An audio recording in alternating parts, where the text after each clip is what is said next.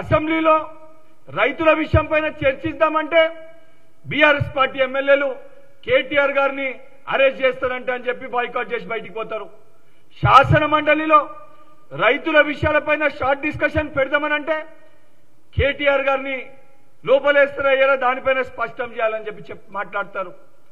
అసలు మిమ్మల్ని ఎన్నుకుంది తెలంగాణ ప్రజలు. ఈరోజు ప్రతిపక్ష పార్టీ హోదా మీకు ఇచ్చింది. ప్రభుత్వంలో మేమేమన్నా తప్పుడు నిర్ణయాలు తీసుకుంటే ఆ విషయాలపైన చర్చించడానికి శాసనసభలో శాసన మండలిలో మాట్లాడే ఒక అవకాశం ప్రజలు మీకు కల్పించారు.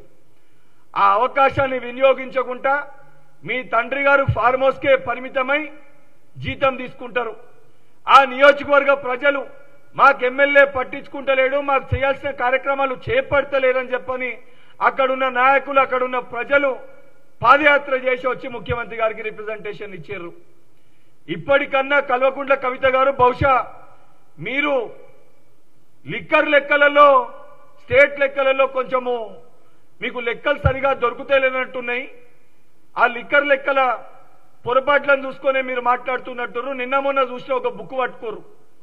ఆ బుక్ కలర్ కూడా ఎట్లుందనంటే ఏసీబీ అధికారులు ఎవరన్నా ఫ్రాడ్ చేస్తే ఎవరన్నా కరప్షన్ చేస్తే ఓ రంగు పెడతారు, అది చేతికి పెట్టగానే ఆ రంగు లెక్క మారుతుంది.